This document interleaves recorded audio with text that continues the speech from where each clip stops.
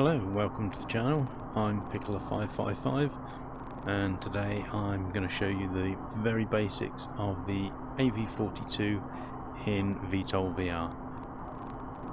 So the first thing you want to do once you get into the aircraft is turn your main battery on and turn the APU on. If you don't turn the APU on, the battery will go flat, you'll lose all power, you won't be able to start up or anything. So make sure the APU is up and running. We're ready to start the engines. So in this we can start both engines at the same time. Flick the switches up and the engines will start to come on. If you try and start the engine before the APU is up to speed, you'll get an engine failure. Just turn it off back on again. So that's that one on, and then that one's coming up to speed as well. Drop these down. There we go. Once your engines are up and running, you turn the APU off. Saves a little bit of fuel. It's not quite so noisy either. Okay. So now what you want to do, just get yourself in the right position. Nothing worse than sitting too far to the side, too far back, up or down, whatever. So on your left controller, the middle finger trigger and index finger trigger and the Y, I'm using a Quest 2 controller, brings up this little thumb menu. As you can see, you've got a recenter seat, so just make sure you're nice and square and then push up on the thumbstick and hold it, and we reseat. That menu will disappear just when we touch something else. It's quite a handy little shortcut. So we're going to make sure everything's in the right position. The joystick, press auto, grab hold of the joystick and you can move it wherever you want pretty much. So what I like to do is just rest my hand on my knee, it's not going to go anywhere, let go and then press auto again. That's going to stay there then. And then on the throttle here, you have to adjust it manually. So you've got the height and then you've got the length as well. So obviously when this is pulled all the way up, you don't want the height set so that it's right up under your armpit, and you don't really want it so low that it's touching the floor. So get that somewhere where it's going to be comfortable. So now we're up and running. We can start turning a few things on. That's the head-up display. That gives you all the information you're going to need to fly. We're also going to turn on this HMCS power. These are the MFDs, multifunction displays, so we can just turn all those on. And then you can set these up however you want. So nav gives you your map, so you can see where you are. And then we can have the targeting system, however you want to do it. So on the head-up display, things you want to take note of, particularly in this aircraft. So at the minute we've got where it says no arm. Basically we haven't turned the armament on. We'll leave that to no arm, that doesn't matter for this video. Where it says tilt 90 on this aircraft, I can see you can tilt the engines, so we can actually take off vertically. So if you grab hold of the throttle, move the thumbstick up and down, you'll notice that tilt there goes to 0. So now we're actually pointing the engines backwards, we can go straight forward. Tilt 90 means we can take off vertically, which we don't want to do because we're going to go straight through the roof of the hangar. So I'm just going to tip that all the way forward, and there we go. Underneath that you've got your speed, obviously important, keep an eye on that. Underneath that you've got your G meter, then you have got, underneath that you've got the G meter, then you've got your Mach number, basically your speed relative to the speed of sound. Underneath that is your angle of attack, which I'll show you later. Across the top you've got a compass and telling you your exact heading. Over on the right hand side you've got your altitude, bottom right vertical speed, just to let you know you're going up and down. So I'll just get it up in the air and I'll show you a few more things. So first things first, going to make sure that tilt is 0, so we don't want to go through the roof. So we're going to take the brake off, a little bit of throttle, start rolling, and then while we're holding on to the throttle we can squeeze the brake index finger just to put on a little bit of brake if you need to.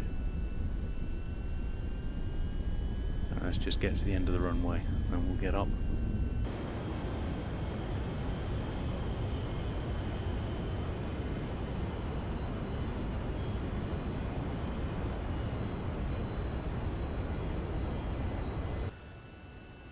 Okay, we're lined up on the runway. Just before we take off, I'm just going to set the flaps down to 1 to help us get off the ground. And a few other things to notice on here. So, on the front there, on the HUD, you've got a little W. That is basically where the nose is pointing. Once we get rolling, there'll be the velocity vector, which is a little tiny circle with 3 lines coming off it. That's showing you where you're actually going. And that's the thing you really need to pay attention to. Basically whatever that's pointing at is what you're going to hit. Not the nose, but the velocity vector. So once we get rolling, we'll see that. So a bit of throttle, take the brakes off. There's the velocity vector just in front there, and a little circle. So you notice once we get rolling, if I can actually keep under control, the nose will come up, so the W is going up, the velocity vector is staying where it is until we actually start to lift off. So there we go. And you'll notice over there, stick the gear up, over there is the alpha number. So 6, 7, just there. That's basically the difference between where your nose is pointing and the direction you're actually travelling. So there's 7 degrees difference between the two.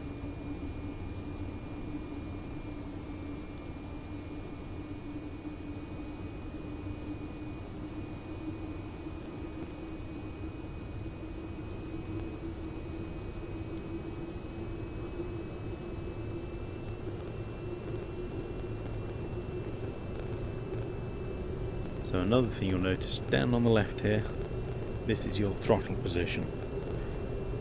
So as it is at the moment, it's just below that line. Once it goes above that line is when the afterburners come on, and you'll get a little light over there. So there we go, the flow's gone right up, afterburners are on, and away we go. Turn those off again because they use quite a lot of fuel.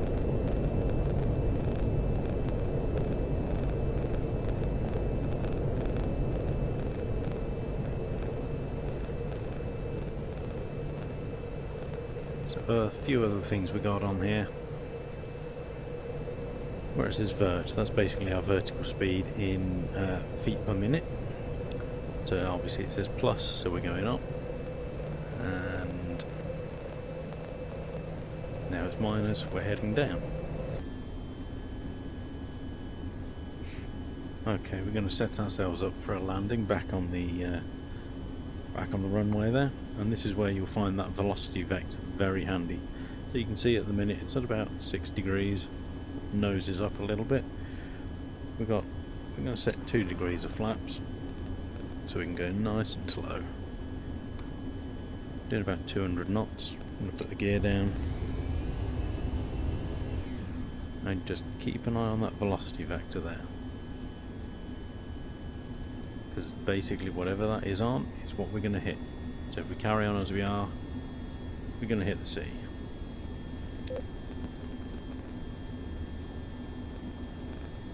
So what I'm going to do is just keep the runway on that 5 degree line. I'm going to use the throttle just to bring that velocity vector up a little bit onto the runway.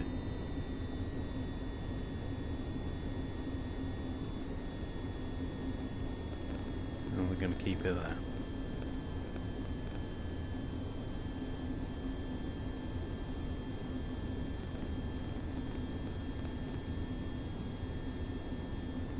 Got the gear down.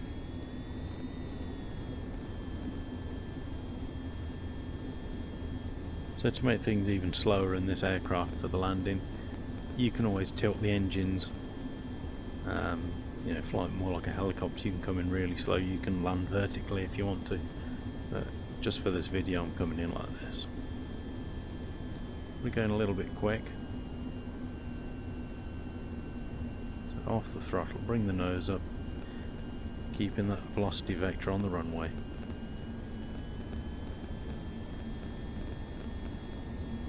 Just use the throttle to bring it up again.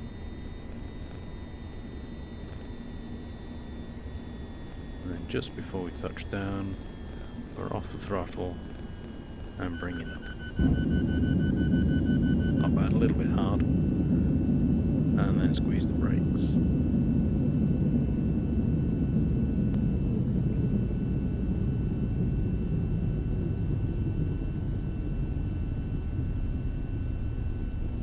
And there we go. Flaps up. Make our way back to the hangar.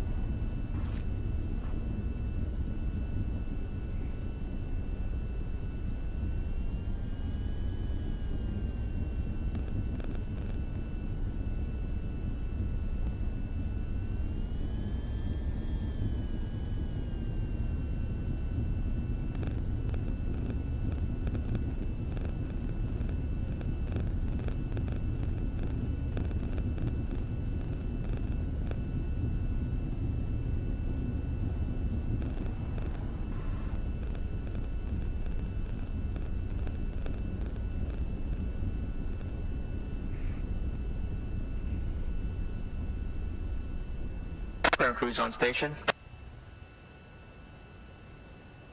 Okay, we're back in the hangar. Parking brakes on.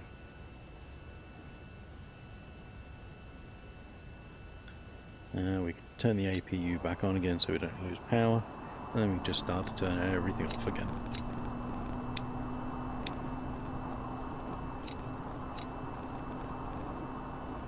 Turn the engines off. And away we go.